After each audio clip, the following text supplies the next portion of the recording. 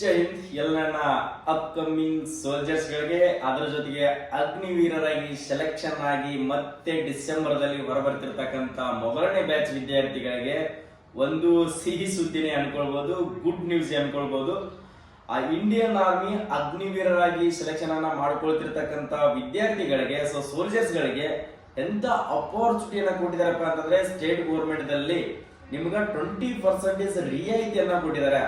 ಯಾವ ತರಪ್ಪ ಅಂತಂದ್ರೆ, ಯಾವುದೇ ಒಂದು ಹುದ್ದೆಯನ್ನ ಕನ್ಫರ್ಮ್ ಮಾಡಿಲ್ಲ. ಇವತ್ತು ಯಾವುದೇ ಒಂದು ನಿವೃತ್ತ ಅಗ್ನಿವೀರರಿಗೆ 20% ಸರ್ಕಾರಿ ಹುದ್ದೆ ಮೀಸಲು ಅಂತ ಹೇಳಿ ಕೊಟ್ಟಿದ್ದಾರೆ.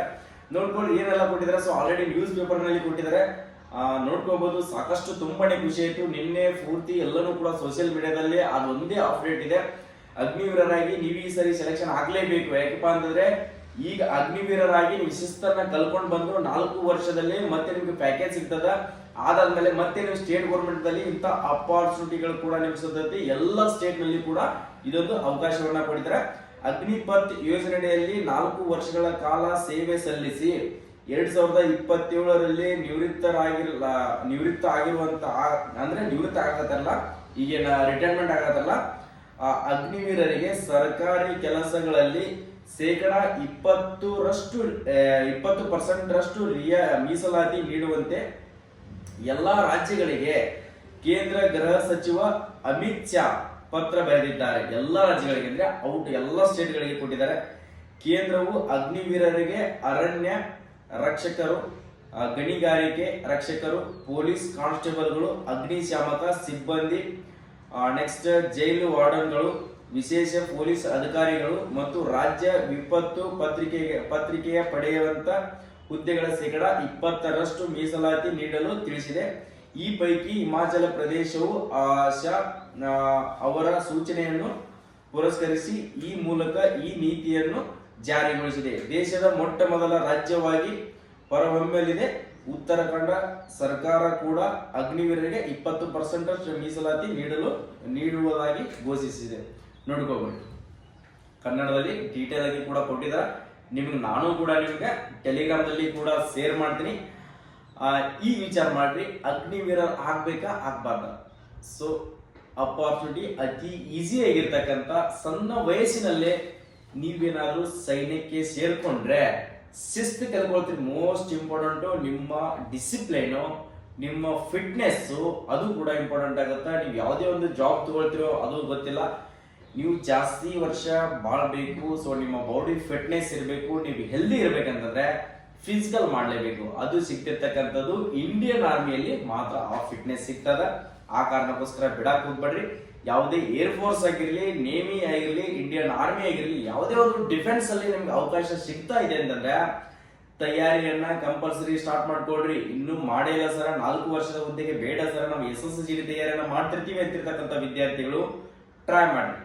SSGDನೂ ಟ್ರೈ ಮಾಡ್ರಿ, ಅಗ್ನಿವೀರ ಕೂಡ ಟ್ರೈ ಮಾಡ್ರಿ. ಆಗುತ್ತಾ 100%. ಈ ಸರಿ ವೇಕೆನ್ಸಿಗಳನ್ನ ಅಗ್ನಿವೀರರಿಗೆ 1 ಲಕ್ಷ ಹುದ್ದೆಗಳನ್ನ ಕನ್ಫರ್ಮ್ ಮಾಡಿದ್ರೆ, ಎಷ್ಟು 1 ಲಕ್ಷ ಹುದ್ದೆಗಳ ಕನ್ಫರ್ಮ್ ಆದವು. ಅಪ್ಲಿಕೇಶನ್ ಸ್ಟಾರ್ಟ್ ಆಗಿ ಮುಗಿಯಾಕ್ ಬಂತು. ಆಲ್ರೆಡಿ ಸಾಕಷ್ಟು ವಿಡಿಯೋಗಳನ್ನ ಮಾಡಿದೀನಿ. ಇದೇ ಬರುವ ತಿಂಗಳ ಏಪ್ರಿಲ್ 1ನೇ ತಾರೀಕಿಗೆ ಅಪ್ಲಿಕೇಶನ್ ಡೇಟ್ ಕೂಡ ಕ್ಲೋಸ್ ಆಗ್ತದೆ. ಇನ್ನು ಅಪ್ಲಿಕೇಶನ್ ಅನ್ನ ಹಾಕಿಲ್ಲ ಅಂದ್ರೆ ಇವತ್ತೇ ಹೋಗಿ ಆನ್ಲೈನ್ ಸೆಂಟರ್ಗೆ ವಿಸಿಟ್ ಕೊಟ್ಟು ಅಪ್ಲಿಕೇಶನ್ ಗಳನ್ನ ಹಾಕೊಳ್ರಿ. ಪುರುಷ ಮತ್ತು ಮಹಿಳಾ ಅಭ್ಯರ್ಥಿಗಳಿಗೆ ಇಬ್ಬರಿಗೂ ಕೂಡ ಅವಕಾಶ ಐತಿ. ಅಕಸ್ಮಾತ್ ಒಂದೇ ಅಪ್ಲಿಕೇಶನ್ ಅನ್ನ ಹಾಕೊಂಡಿದ್ರೆ 2 ಅಪ್ಲಿಕೇಶನ್ ಗಳನ್ನ ಹಾಕೊಳ್ರಿ. GD ಮತ್ತು ಟ್ರೇಡ್ಮಾನ್, ಅಕಸ್ಮಾತ್ ಡಿಪ್ಲೊಮಾ ಹೋಲ್ಡರ್, ಸೈನ್ಸ್ ಹೋಲ್ಡರ್ ಇದ್ರೆ ಟೆಕ್ನಿಕಲ್, ನರ್ಸಿಂಗ್ ಅಸಿಸ್ಟೆಂಟ್ ಇವೆಲ್ಲನೂ ಕೂಡ ಅವಕಾಶ ಸಿಗುತ್ತೆ. ಮಹಿಳೆಯರಿಗೆ ವುಮನ್ ಮಿಲಿಟರಿ ಪೊಲೀಸ್ ಅಂತ ಹೇಳಿ ನಿಮ್ಗೂ ಕೂಡ ಅಪಾರ್ಚುನಿಟಿಯನ್ನ ಕೊಟ್ಟಿದ್ದಾರೆ. ಅಪ್ಲಿಕೇಶನ್ ಗಳನ್ನ ಹಾಕೊಳ್ರಿ. ಸೊ ತಯಾರಿಯನ್ನ ಇನ್ನೂ ನಡೆಸೇ ಇಲ್ಲಪ್ಪ ಅಂದ್ರೆ, ಸೊ ಜೂನ್ 15ನೇ ತಾರೀಕಿನ ನಿಮ್ಗೆ 1ರಿಂದ ಹಿಡಿದು 15ನೇ ತಾರೀಕಿನೊಳಗಡೆ ನಿಮ್ಮ ಎಕ್ಸಾಮ್ ಕೂಡ ಕಂಪ್ಯೂಟರ್ ಬೇಸ್ಡ್ ಎಕ್ಸಾಮ್ ಇರ್ತದೆ. ಸೊ ಆ ಕಾರಣಕ್ಕೋಸ್ಕರ ಅಗ್ನಿವೀರಿಗೆ ಏನೂ ಗೊತ್ತಿಲ್ಲ ಸರ್ ನಮಗೆ, ಅದ್ರ ಪ್ರಿಪರೇಷನ್ ಯಾವ ತರ ಮಾಡ್ಬೇಕಂತ ಕೇಳ್ತಿರ್ತಕ್ಕಂಥ ವಿದ್ಯಾರ್ಥಿಗಳಿಗೆ, ಸೊ ನಮ್ಮ HJ ಡಿಫೆನ್ಸ್ ಅಕಾಡೆಮಿಯಲ್ಲಿ ನಮ್ಮ ಕೋಚಿಂಗ್ ನಲ್ಲಿ ಆಲ್ರೆಡಿ ಇವಾಗ 2 ಬ್ಯಾಚ್ ಕಂಪ್ಲೀಟ್ ಆದವು. ನೆಕ್ಸ್ಟ್ 3ನೇ ಬ್ಯಾಚ್ ಅಡ್ಮಿಷನ್ ಗಳನ್ನ ತಗೊಳ್ತಾ ಇದೀವಿ. ಅಡ್ವಾನ್ಸ್ ಆಗಿ ಅಡ್ಮಿಷನ್ ರಿಜಿಸ್ಟ್ರೇಷನ್ ಮಾಡಿರ್ತಕ್ಕಂಥ ವಿದ್ಯಾರ್ಥಿಗಳಿಗೆ, ನಿಮ್ಮ ಸೀಟ್ ಅನ್ನ ಕನ್ಫರ್ಮೇಶನ್ ಮಾಡಿರ್ತಕ್ಕಂಥ ವಿದ್ಯಾರ್ಥಿಗಳಿಗೆ 100 ವಿದ್ಯಾರ್ಥಿಗಳಿಗೆ ಮಾತ್ರ ಅವಕಾಶವನ್ನ ಕೊಡ್ತಾ ಇದೀವಿ. ಇದು ಕೇವಲ ಬಂದ್ಬಿಟ್ಟು ಏಪ್ರಿಲ್ 1ನೇ ತಾರೀಕಿನೊಳಗಡೆ ಅಡ್ಮಿಷನ್ ಡೇಟ್ ಕೂಡ ಕೊಟ್ಟಿರ್ತೀವಿ. ಆದಷ್ಟು ಬೇಗನೆ ಇಲ್ಲಿ ನಮ್ಮ HJ defence academy contact number ಗೆ ಕಾಲ್ ಮಾಡಿಬಿಟ್ಟು ಇವಾಗಲೇ ನಿಮ್ಮ ಸೀಟ್ ಅನ್ನು ಬುಕ್ ಮಾಡ್ಕೊಳ್ರಿ. 2 ತಿಂಗಳ ಕೋರ್ಸ್ ಇರುತ್ತೆ, ಹಾಸ್ಟೆಲ್ ವ್ಯವಸ್ಥೆನೂ ಕೂಡ ಇದೆ. ಅದ್ರ ಜೊತೆಗೆ ನಿಮ್ಗೆ ಫಿಸಿಕಲ್ ಟ್ರೈನಿಂಗ್, ಡೈಲಿ ಥಿಯರಿ ಕ್ಲಾಸ್ಗಳು ಇರ್ತಾವೆ, ಮತ್ತೆ ವೀಕ್ಲಿ ಮಾಕ್ ಟೆಸ್ಟ್ ಕೂಡ ಇರ್ತೈತಿ. ಪ್ರತಿ ರವಿವಾರ ಸ್ವಿಮ್ಮಿಂಗ್ ಟೆಸ್ಟ್ ಕೂಡ, ಸ್ವಿಮ್ಮಿಂಗ್ ಅನ್ನ ಕಂಡಕ್ಟ್ ಮಾಡ್ತೀವಿ. ಸೊ ಯಾರಿಗೆಲ್ಲ ನೀವು ಹೈಟ್ ಇಂಪ್ರೂವ್ಮೆಂಟ್ ಆಗ್ಬೇಕಲ್ಲ ಅದೆಲ್ಲೂ ಕೂಡ ಇಂಪ್ರೂವ್ಮೆಂಟ್ ಮಾಡಿಸ್ತಾ ಇದೀವಿ.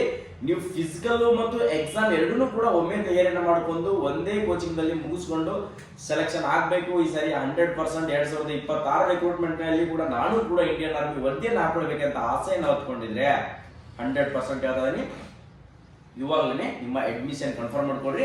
ನೋಡ್ಕೊಡ್ರಿ, ಈಗಾಗಲೇ ಸಾಕಷ್ಟು ವಿದ್ಯಾರ್ಥಿಗಳು ಅಡ್ಮಿಷನ್ ಗಳನ್ನ ಮಾಡ್ಕೋತಾ ಇದಾರೆ.